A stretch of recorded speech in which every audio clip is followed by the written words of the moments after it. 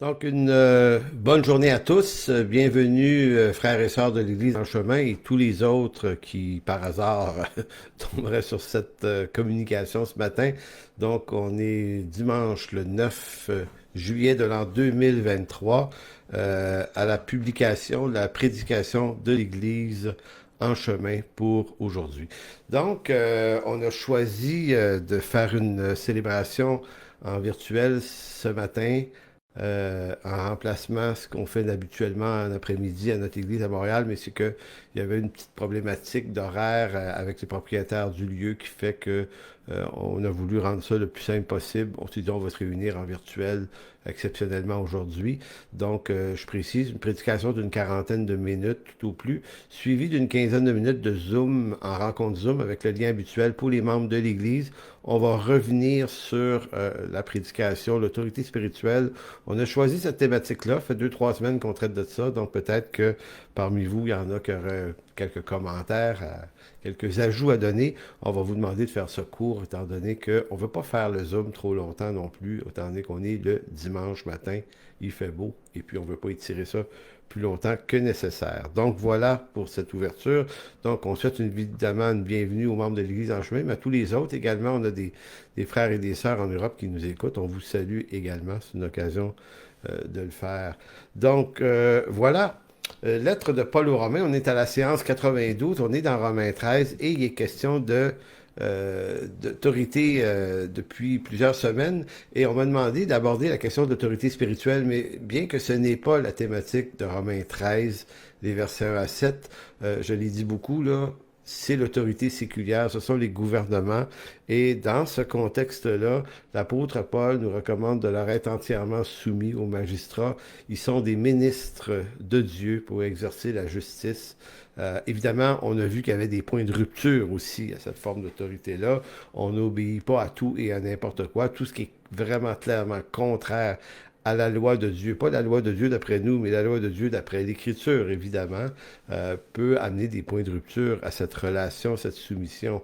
Cependant, pour le reste, on doit les honorer.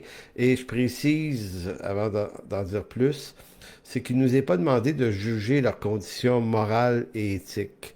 Ce sont des autorités qui sont entre les mains de gens qui ne sont pas forcément des croyants. Et le fait qu'ils n'en soient pas, ça ne nous exclut pas là, de leur donner tout le respect auquel Dieu nous demande de leur donner. Et ils seront de toute façon jugés par le Seigneur lui-même et non pas par nous. Ce dont il est question aujourd'hui, c'est de l'autorité spirituelle, et là, c'est d'une toute autre affaire. Il y a des ressemblances, mais on ne peut pas appliquer Romains 13 d'être soumis aux autorités supérieures. On ne peut pas appliquer ça à l'Église, parce que c'est pas la même chose. Si les autorités séculières, notre regard sur eux n'est pas en fonction de l'éthique et de la morale de ces gens-là, donc ça ne nous regarde pas qui ils sont dans leur vie privée. Maintenant, dans l'Église, là, c'est une autre affaire. Le pasteur, les anciens, les diacres, toute personne qui exerce un ministère dans l'Église est appelée à répondre à une culture morale biblique, à une croyance, à une théologie dans la vérité. Donc ici, le pouvoir ou l'autorité du pasteur, elle est pleine et entière, mais ce n'est pas son autorité à lui. En fait, c'est l'Écriture qui est le marqueur des limites et des précisions concernant son ministère. Donc, il peut être réprimandé, le pasteur. Il peut être repris, il peut être rencontré pour des problématiques qu'il aurait dans l'Église. Donc, c'est pour ça que je vais faire un certain nombre de précisions en débutant cette étude. C'est que mon objectif, puis j'ai vraiment réfléchi comme il faut, c'est pas d'utiliser l'Écriture ni cette occasion de prédication en vue de protéger ma vocation. Je suis un ancien pasteur depuis 1990, donc c'est mon métier dans la vie, mais j'ai fait très attention de ne pas vouloir protéger ma vocation, donc de pas vouloir me servir de cette prédication pour asseoir mon autorité, voire de manipuler qui que ce soit avec ça. J'ai voulu être le plus honnête possible, puisque le pasteur enseigne aux membres de la congrégation de marcher selon l'Écriture, selon la parole de Dieu. il doit lui-même faire attention de ne pas tricher et imposer, et s'imposer à lui-même, en négligeant pour lui-même ce qu'il enseigne aux autres de vivre. Donc, un enseignant, c'est pas quelqu'un qui maîtrise la théorie théologique des choses et qui est habile pour les dire. C'est plus que ça, là. On est appelé à vivre nous-mêmes de cette parole, puis en être des modèles, parce que sinon, il y aura des problèmes. Donc, le pasteur doit absolument comprendre qu'il n'est pas une autorité en lui-même et qu'il n'a pas le droit d'usurper cette fonction en vue de s'enrichir, par exemple, ou de se proclamer prophète, ça peut être ça aussi, ou de vouloir amener les gens absolument dans sa direction, dans sa vision précise des choses. Il doit toujours amener la perspective de l'Église, c'est de l'amener dans la volonté du Christ et la volonté du Père en vue de l'avancement du royaume de Dieu. Et ça, c'est un défi parce que ça ne nous est pas naturel. On est des hommes, on est passionnés, on est plein de bonnes intentions. Je ne pense pas que personne ne fasse avec des mauvaises intentions. Puis on a tendance à utiliser l'autorité que nous donne ce pouvoir pour créer quelque chose un peu pour nous-mêmes. C'est humain faire ça. Donc, c'est pour ça que je disais dans mon énoncé publicitaire hier, un des plus gros défis du pasteur se trouve dans son propre cœur, doit être capable de renoncer à des attitudes, à des intentions qui l'habitent naturellement. Donc, si un pasteur ne se pose pas ce genre de questions-là, ben, il peut devenir manipulateur, il peut devenir un gestionnaire, il peut devenir un peu le propriétaire de l'œuvre sous prétexte qu'il en serait le fondateur, ou sinon qu'il en est le pasteur depuis tellement longtemps que ça devient un peu sa propriété. Mais voyez-vous, si on veut être fidèle à la parole du Christ, on doit comprendre que l'Église, c'est son Église à lui. C'est lui qui en est la tête. Donc nous, on doit toujours se garder dans une attitude de serviteur dans cette affaire-là. Donc le pasteur doit absolument comprendre qu'il n'est pas une autorité en lui-même et qu'il ne peut pas usurper toute forme d'autorité. Bon, cela dit, toujours dans mon introduction, il y a deux choses importantes que l'Église, donc les membres de la congrégation, doit faire envers ceux qui exercent la fonction d'anciens, de pasteurs. Il y a au moins deux choses, il y a plein de choses, mais il y en a deux principales. Un, très important de prier pour les pasteurs, les anciens d'une église, de prier pour leur famille, en étant autant que c'est possible, encourageant puis édifiant. C'est un travail, puis je le connais bien, ce travail-là, c'est pas toujours évident. Un peu comme des médecins, les gens nous appellent surtout quand ça va pas bien. Hein? Quand ça va bien, ben, on nous appelle moins. Mais il y en a qui appellent pareil, c'est quand même béni. Mais voyez-vous, c'est une job qui implique énormément de pression, souvent de tension. Le pasteur porte en son cœur les gens de son église et tous les problèmes qu'ils ont. Il est pas mal souvent au courant de tout ça. Donc, ça peut être assez lourd. Donc, l'importance d'être encourageant et d'être édifiant, c'est vraiment important. Et de faire attention à ne pas chercher querelle pour tout puis rien. Parce que là, j'amène mon deuxième point, c'est il y a des moments où il faut intervenir néanmoins, où il faut questionner le pasteur sur certaines choses de sa vie, si ça va pas, mais il faut pas, j'utilise l'expression au Québec, on dit un chiqueux de guenilles. Tu sais, quelqu'un qui cherche querelle pour tout, puis pour rien, puis pour des trucs pas importants. Non, ça va pas, ça, évidemment.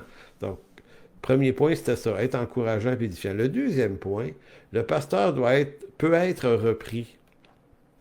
Selon l'Écriture, il peut être repris si clairement il est dans l'erreur, que ce soit une erreur théologique importante, là, une contradiction importante par rapport à l'enseignement de l'Écriture et ce qu'il dit, mais ça peut être aussi par rapport à lui-même, à sa conduite, qu'elle soit morale, que ce soit de l'autoritarisme, que ce soit, bon, toutes sortes de problèmes où le pasteur dépasse le mandat de l'Écriture pour le pasteur. Bien, c'est la même formule que Matthieu 18, 15. Si ton frère a péché, reprends-le, toi seul. Donc, on ne peut pas exclure le pasteur de ce mécanisme, parce que sinon, une église dont les membres s'interdisent de reprendre les anciens ou les pasteurs sous prétexte que ce sont des hommes de Dieu, ben, le problème que ça pose, c'est que sans s'en rendre compte, ils sont en train de livrer l'ancien ou les pasteurs et anciens, ils les livrent à eux-mêmes. Et ça, ben, ça va amener éventuellement une destruction de l'œuvre. Donc, un pasteur ne peut pas échapper aux mécanismes de correction qui sont vrais pour tout le monde. Puis je vous dirais que c'est même un garde-fou de savoir que les gens écoutent, puis ils n'écoutent pas en vue de trouver l'erreur, mais quand même sont assez allumés pour dire, ouais, ben écoute, il y a quand même des choses là, que faut peut-être que j'aille jaser de ça avec lui. C'est pas un détail, c'est quelque chose d'important, que ce soit sur le plan moral de sa conduite ou que ce soit un problème spirituel. Le fait de le reprendre, le pasteur, ça peut paraître, comment vous dire, pas sévère, mais ce que je veux dire, c'est que ça l'aide. Ça m'a aidé, moi, que des gens prennent le temps de venir me parler. Ça m'a, ça m'a mis dans l'obligation de corriger des choses. Si personne ne me parlait jamais, je corrigerais rien. Donc, comprenez-vous, on devient livré à soi-même, puis on devient quoi quand on est livré à soi-même, puis que on a comme effacé tous les moyens d'être repris. Donc, on s'élève, on développe un pouvoir, j'appelle ça un pouvoir transcendant. Donc, t'es l'homme de Dieu, t'es le prophète. C'est comme si on t'en permet plus à toi, on laisse tout passer. Puis à un moment donné, ben c'est à toi comme pasteur que ça nuit. T'es plus tu te surveilles plus toi-même. Donc, quand tu sais qu'il peut y avoir des situations qui vont faire en sorte que tu vas être surveillé, tu vas être sous le regard des membres de l'Église qui vont être fidèles à ça, ben, tu dis, OK, ça m'oblige à prendre des précautions. Donc, ça, je voulais absolument dire ça parce que ça m'apparaît très important. Donc, entrons dans la prédication qui va se diviser en trois parties. Deux parties assez rapides, là. On ne fera pas une étude théologique hyper profonde de chacun des points. Mais la première partie, c'est le pastorat, c'est d'abord une affaire d'appel et non pas d'intention, de désir et de projet personnel. Deuxième point, la soumission. Oui, des membres envers l'autorité spirituelle est importante, mais la soumission de celui qui est le pasteur aussi. Donc, les différents volets de la soumission, on va voir ça également.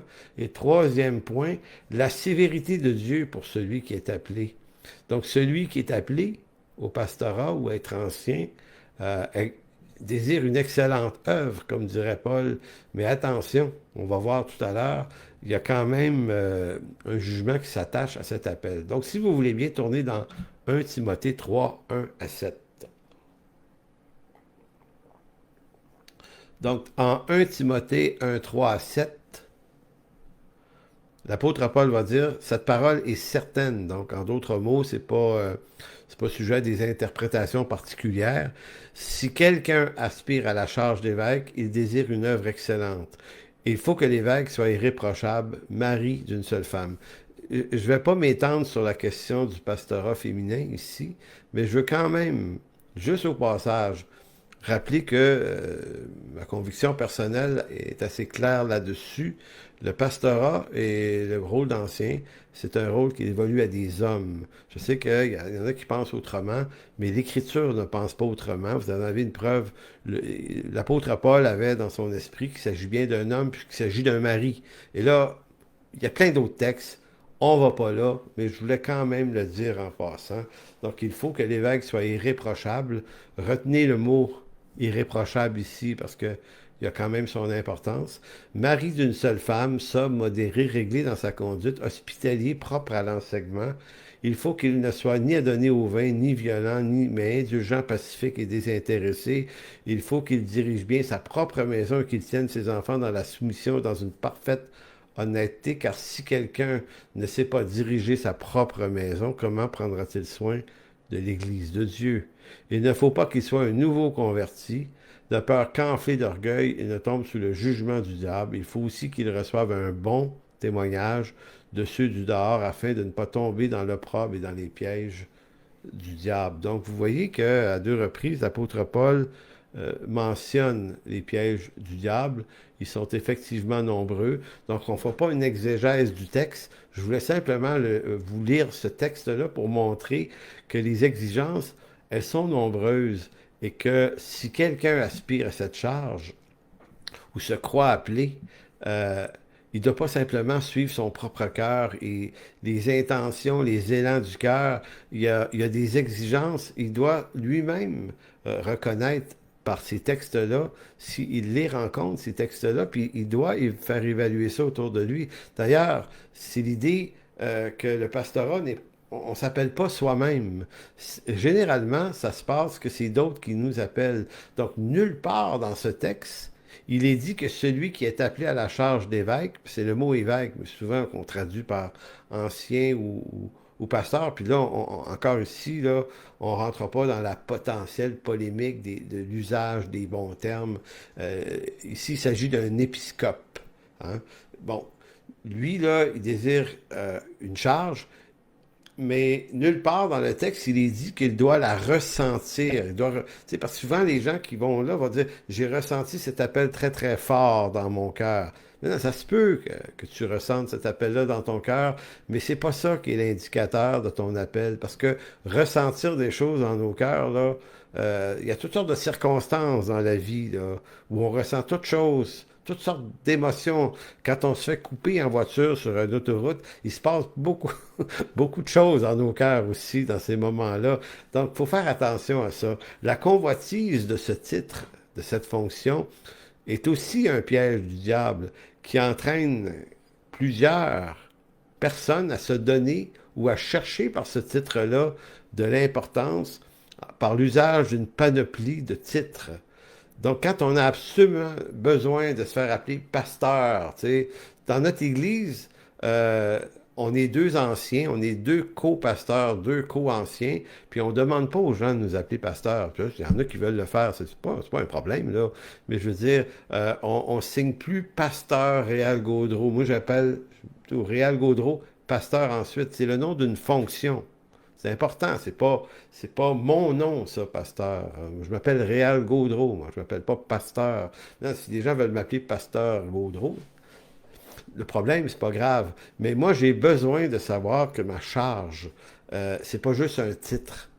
Pourquoi je dis ça? Parce que on voit ça souvent, la convoitise d'obtenir une place, d'être reconnu dans l'Église, d'être reconnu, d'avoir du succès. Ben, écoutez, sur Facebook, on en voit là, toutes sortes de gens qui se font appeler pasteurs, ils n'ont jamais été ordonnés par personne, ils n'ont jamais été appelés par personne, ils ont décidé de mettre pasteur avec leur nom comme moyen par lequel ils se disent, ben, si j'ai ce nom-là, je vais être pris un peu plus au sérieux dans ce que je dis. C'est une usurpation, ça.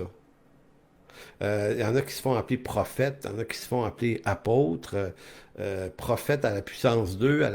Voyez-vous, à un moment donné, la multiplication des titres, ça fait pas avancer, ça fait pas de la crédibilité. Bien souvent, quand on en met trop, ça prouve le contraire. Maintenant, si vous êtes réellement appelé, c'est pas le titre que vous vous donnez qui va vous donner de l'importance ou qui va intéresser les gens, c'est la qualité théologique de votre discours. C'est là que ça se joue.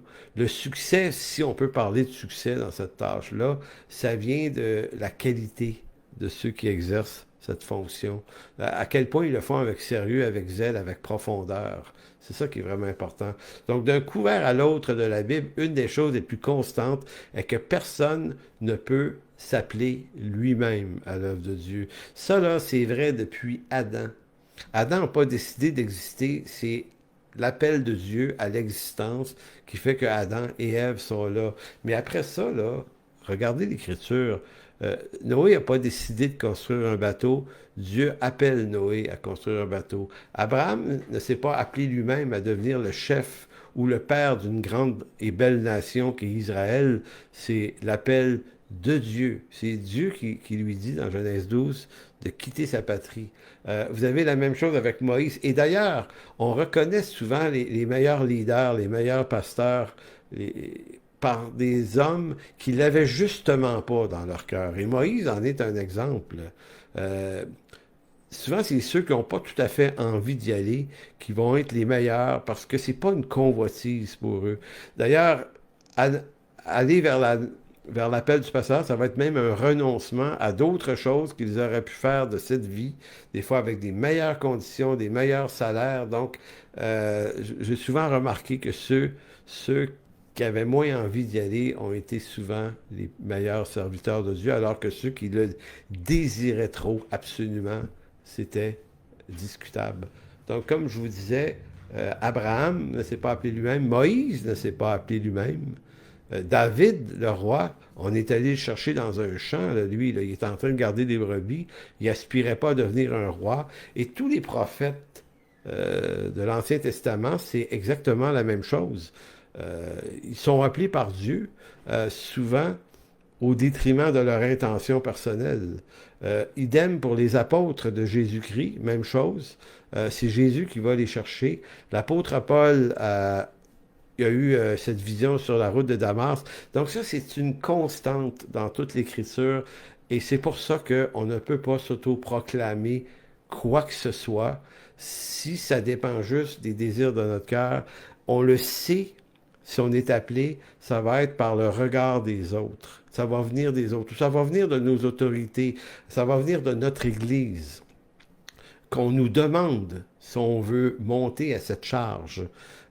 Ça va être reconnu par le peuple de Dieu avant même qu'on exerce cette fonction. Si Dieu t'appelle à cette noble charge, tu le seras par la bouche de ceux qui déjà sont dans l'exercice de cette fonction. Même l'apôtre Paul a suivi cette règle. Écoutez, l'apôtre Paul, c'est pas n'importe qui. Avant de faire quoi que ce soit, il va remarquer que Paul a d'abord été rencontré les plus estimés des apôtres, Pierre et Jean, à Jérusalem. Il est monté là. Lui, il n'avait pas décidé qu'il serait un apôtre, mais il savait qu'il y avait un appel par Jésus-Christ. Hein, dans Acte 9, le Seigneur lui avait dit, tu vas être appelé à parler en mon nom, OK? Mais Paul n'a pas dit, ben moi, je vais faire ça tout seul dans mon coin, là, je n'ai pas besoin d'approbation de personne. Non, non, il est allé se chercher la main d'association avec les apôtres. Ensuite, il s'est retrouvé à Antioche pendant un bout de temps, puis là, on ne racontera pas sa vie, mais c'est dans Acte 13 où on voit les anciens de l'église d'Antioche, à qui Dieu a dit, mettez-moi à part Barnabas et Paul. Donc, Paul lui-même ne s'est pas appelé lui-même. Donc, voyez-vous, c'est très parlant, ça. Si ceux qui sont nos modèles dans l'Écriture ont été humbles et ont suivi l'œuvre de Dieu et ne l'ont pas créé par eux-mêmes à partir de leurs propres sentiments, eh bien, à plus forte raison, nous, là, qui ne sommes pas des apôtres de ce niveau-là, on doit faire très, très attention de ne pas se lancer dans nos rêveries. Petit détail concernant l'Église en chemin, on a adopté un modèle collégial et même si certains pourraient ne pas le percevoir parce que je suis peut-être celui qui communique davantage, je fais la majeure partie des prédications dans le dimanche, donne des cours, c'est souvent moi qui fais les communiqués publics. Je tiens à préciser que je ne suis pas le pasteur de l'Église en chemin, nous sommes deux, Michel Veilleux et pas moins pasteur de l'Église en chemin. Aucune décision, aucune communication que je fais qui dérive de discussions et de décisions, on les prend toujours ensemble, Michel et moi, on prend le temps de se consulter comme il faut et on a décidé de jouer la joute pastorale selon une conviction très très claire qui est la collégialité en vue de ne pas échapper à développer un hyper-pastorat, un vedettariat de la chose. Puis le problème, c'est pas qu'on soit écouté puis qu'il y ait un certain succès, c'est pas ça qu'il faut empêcher, mais c'est l'attitude du cœur. On doit la soumettre à une collégialité. Pour le moment, on est deux. Éventuellement, on pourrait être plus. On veut, si c'est le cas, avoir des exigences qui sont bibliques. Donc, un ancien, vous avez vu les exigences de l'apôtre Paul à Timothée. Puis il y en a d'autres exigences, dont celle de faire preuve d'une très, très bonne connaissance de l'Écriture et d'un un sens, un bon jugement spirituel sur la morale et l'éthique des choses aussi. Hein. C'est ça. Donc, il y en a beaucoup de conditions. Donc, voilà, c'est le modèle de l'Église en chemin. Deuxième point, la soumission des fidèles.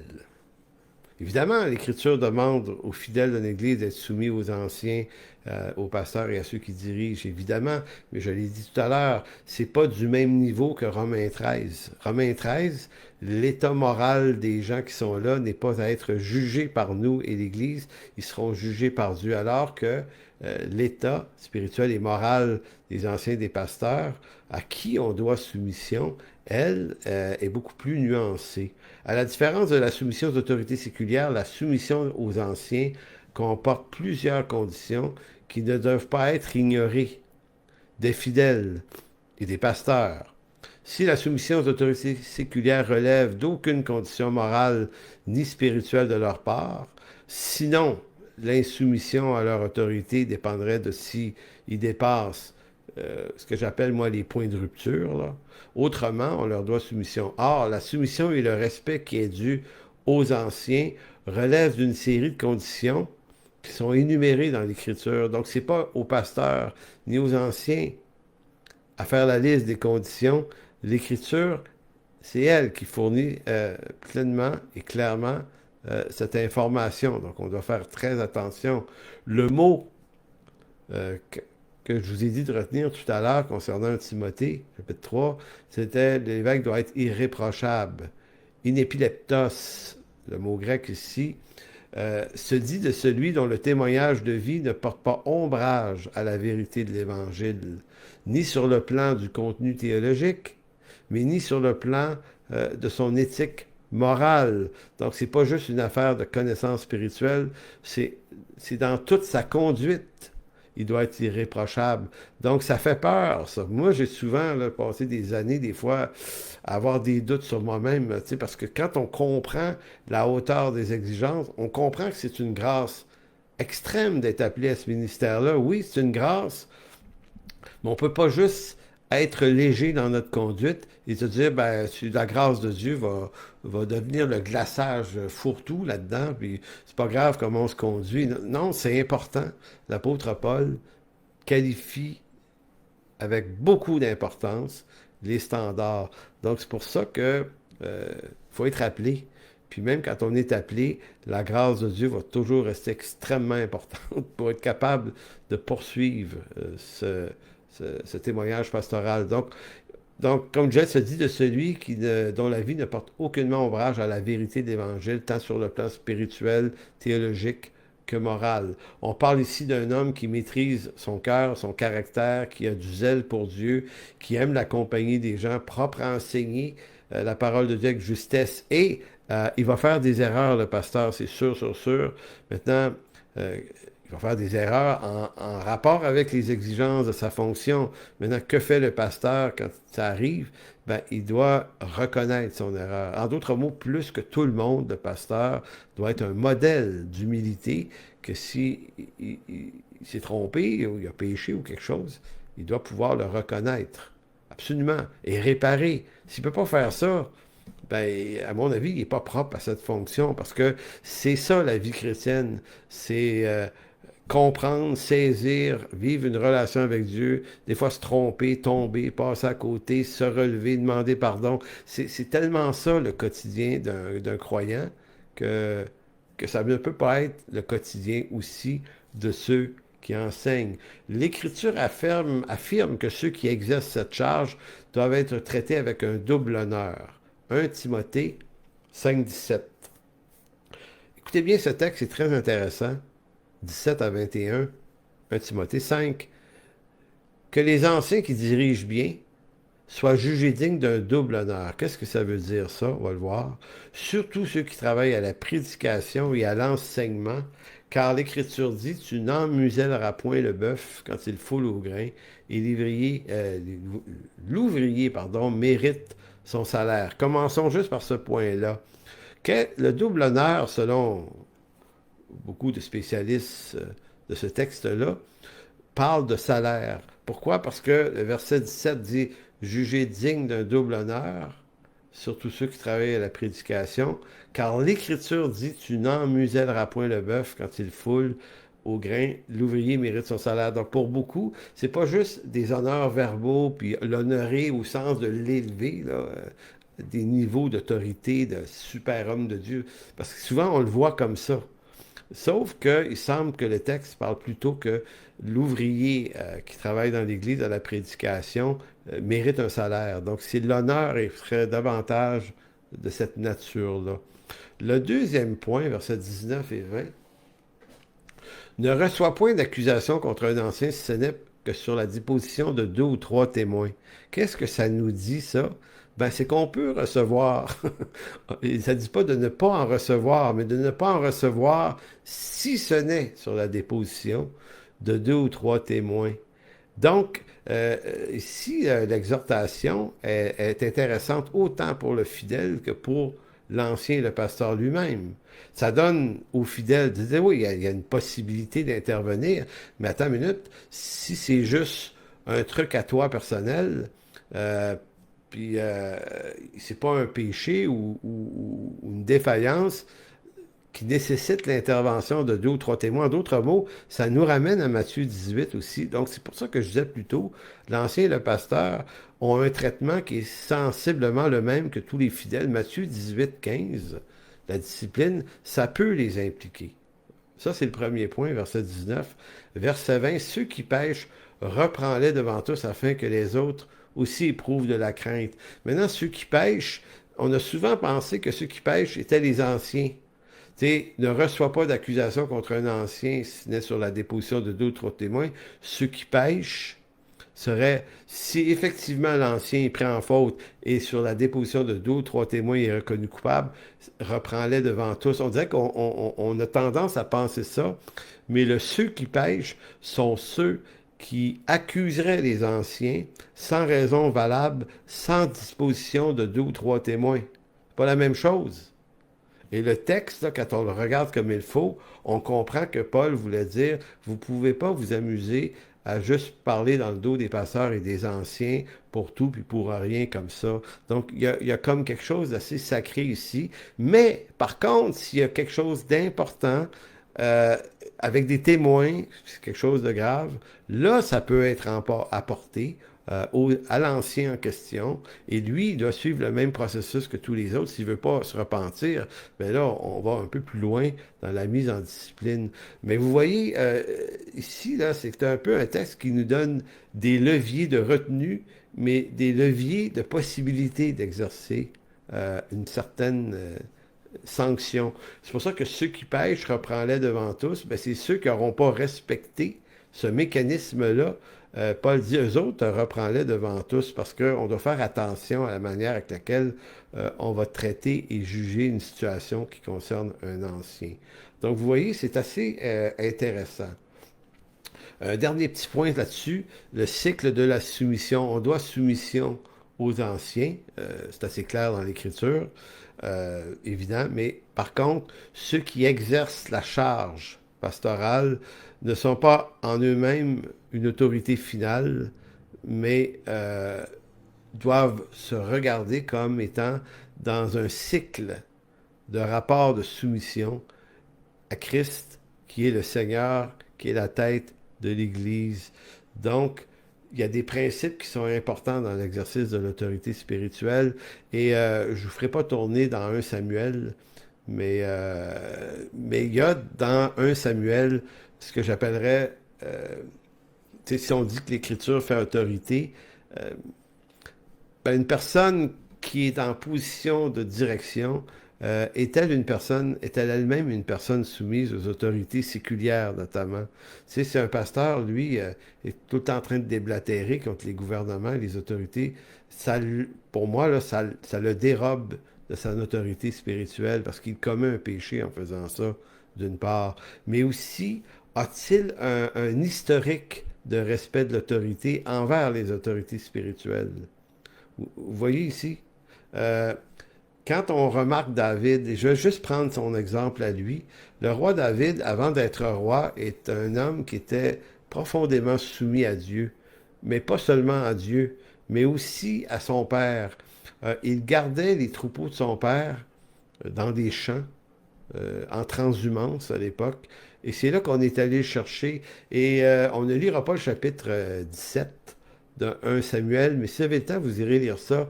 Quand David affronte Goliath, La raison pour laquelle il l'affronte, c'est qu'il raconte son historique à lui-même. Il dit, moi, là, quand je gardais les brebis de mon père, si un lion s'approchait, là, ou un ours, je lui sautais à la gorge. Là. Puis, vous voyez, donc, le roi David était un homme sérieux avec les brebis qui lui avaient été confiées. Et ce, bien avant d'être un roi, il exerçait l'amour des brebis déjà. Et c'est comme si on a l'impression de voir Dieu dire, c'est un homme comme lui là, que je veux comme roi de mon peuple. Je veux un homme qui prend en cœur le peuple, qui prend en cœur les brebis de mon peuple. Donc, il y a dans l'exercice pastoral cette figure de l'homme qui est déjà dans l'action, de l'appel avant même qu'on lui confirme. C'est pour ça que de la manière dont un homme se conduit dans la vie, ou un homme se conduit dans son Église, ça n'en dit long sur quel type d'autorité il sera lui-même un jour. Donc, des gens qui sont toujours en contestation dans leur Église contre tout, contre les pasteurs, contre tout, ben, à un moment donné, tu te dis, tu feras pas un bon pasteur parce que tu réalises pas que peut-être que Dieu va te faire vivre ce que tu as fait vivre aux autres. Hein? Quand tu n'étais pas pasteur. Donc, l'importance de cette règle-là, c'est pour ça que quand on voit des fois là, des gens qui vont quitter leur église sans bonne raison, parce qu'il y a des bonnes raisons de quitter une église, en passant, je précise ça, on l'a fait, je l'ai fait moi-même il y a plusieurs années. Il y a des raisons qui sont suffisantes pour dire je ne serai plus dans telle église maintenant. Bon. Mais attention, il faut que les raisons soient suffisantes, puis qu'elles aient été éclairées, ces raisons-là. Autrement, l'autre point, c'est quelqu'un qui dit, ben moi, je me pars à mon compte. J'en rencontre des fois, là, depuis quelques années, qui dit, ben moi, j'ai décidé que c'était ça. Moi, je suis allé me louer un local, puis moi, puis ma femme, puis deux, trois amis, nous autres, on se part. On se part. Puis là, tu dis, ouais, mais tu été appelé par une organisation reconnue? Et là, on a dit, non, moi, je sers juste Dieu, je ne sers pas les hommes. Écoutez, servir Dieu, là, c'est servir aussi les hommes. Dieu a donné à des hommes le pouvoir de reconnaître, d'avoir de l'autorité dans l'Église. Donc, on ne peut pas bypasser les mécanismes que l'Écriture donne au nom qu'on est soumis juste au Saint-Esprit. Nous, on a juste la direction du Seigneur. Écoutez, ça sonne bien, mais c'est une utopie théologique importante.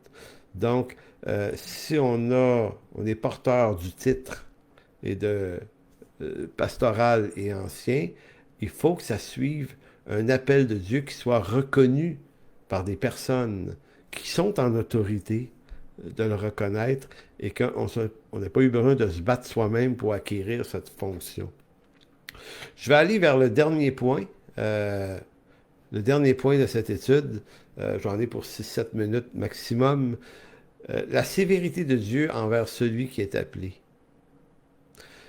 C'est-à-dire que si on se croit appelé, il faut se souvenir d'un texte comme celui de 1 Timothée 4,11 qui dit, Paul dit à Timothée, déclare ces choses et enseigne-les, que personne ne méprise ta jeunesse, mais sois un modèle pour les fidèles en parole, en conduite, en charité, en foi et en pureté.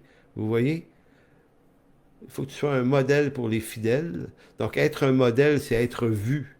C'est être vu des fidèles. Hein? Donc, tu dois être un modèle de 5 façons. En parole, ici, c'est pas dans l'enseignement au sens parole de Dieu, mais ce que tu promets, ce que tu dis par ta parole, faut que tu tiennes ta parole. Donc, être un pasteur qui lance des idées, des affaires, mais finalement, c'est toujours lancer des idées, c'est un problème là, pour l'apôtre Paul. Il dit, faut que tu sois fidèle en parole, en conduite. Conduite, là, c'est toute la question du caractère, de la maîtrise de soi et compagnie. En charité, en attitude de foi et en pureté, jusqu'à ce que je vienne, applique-toi à la lecture, à l'exhortation et à l'enseignement. Donc le pasteur doit se tenir au milieu du peuple, de son Église, pour être vu des gens dans sa vraie vie. Et souvent, la tendance, c'est que les pasteurs vont plutôt se mettre sur la voie d'évitement. Ils ne veulent pas être trop vus. Beaucoup chez eux, beaucoup chez lui. On ne le voit pas beaucoup. Il y a des activités, il ne vient pas beaucoup. C'est comme si... peut-être qu'ils ont peur d'être dérangés, mais écoutez, si tu veux faire ce métier-là, il va falloir t'apprendre à être dérangé. Parce qu'il faut que les gens te voient. Il faut qu'ils te voient être en train de manifester d'être fidèle en parole, en conduite, en charité, en foi et en pureté. Et s'il ne te voit jamais, parce que tu es juste là dimanche, ben, tu n'es pas un modèle de rien. Donc, ça, c'est douteux. Attends, je comprends qu'on ne peut pas aller dans tout, là, peut être partout, mais il faut être présent au milieu du peuple. Tout comme Jésus, le grand berger, était complètement présent lorsqu'il est venu il y a 2000 ans. Ces quelques années où il a exercé le ministère messianique auquel il était appelé, il est là. Il est sur les places publiques, il est accessible. Ben, si lui l'était, ben, il faut l'être. Deux derniers petits textes avant la conclusion. L'enseignement attire le jugement de Dieu. Donc Jacques 3.1. Mes frères, qu'il n'y en ait pas parmi vous un grand nombre de personnes qui se mettent à enseigner, car vous savez que nous serons jugés plus sévèrement. Donc, par qui? Par Dieu ou par le peuple? Probablement par les deux, parce que si on fait mal notre travail, le peuple va nous juger effectivement et on va être jugé plus sévèrement.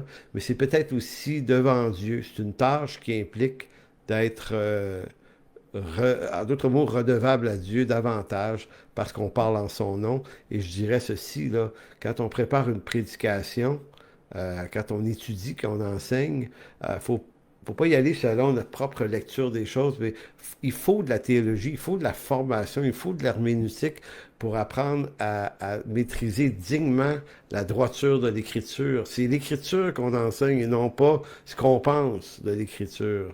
Donc ça, c'est Jacques 3.1. Et le deuxième texte, c'est 2 Timothée 2.15, où Paul dit encore à Timothée, efforce-toi, efforce-toi de te présenter devant Dieu comme un homme éprouvé, un ouvrier qui n'a point à rougir et qui dispense droitement la parole de vérité. Donc, en conclusion de quoi, ben, celui qui désire la tâche pastorale désire certainement une œuvre excellente, mais en même temps, on ne peut pas se placer dans un bunker à part et se protéger de toute critique. On doit être exposé soi-même comme un croyant, comme un frère dans une église. On fait partie de la communauté et on répond aux mêmes exigences et juger plus sévèrement. Donc, je nous encourage à prier pour vos pasteurs, vos anciens. Soyez encourageants par des paroles utiles, édifiantes. Euh, Évitons d'être des chiqueux de guenilles, mais soyons plutôt des serviteurs qui l'accompagnent dans cette œuvre, parce que ça, c'est extrêmement utile, et ainsi de suite. Donc, écoutez, c'est là-dessus qu'on va s'interrompre ce matin, dans cette prédication sur l'autorité spirituelle. On va continuer notre série la semaine prochaine, toujours dans la lettre de Paul aux Romains, chapitre 13. Donc, d'ici là, portez-vous bien, que Dieu vous bénisse. Et tous ceux qui sont membres de l'Église en chemin, ben, on vous attend dans la minute qui suit, là. Venez nous rejoindre sur Zoom. On va prendre une quinzaine de minutes pour discuter de cette prédication-là et vous saluer en même temps. C'est Michel Veilleux qui va s'occuper aujourd'hui de cette partie-là. Alors, que Dieu vous bénisse. Au revoir tout le monde.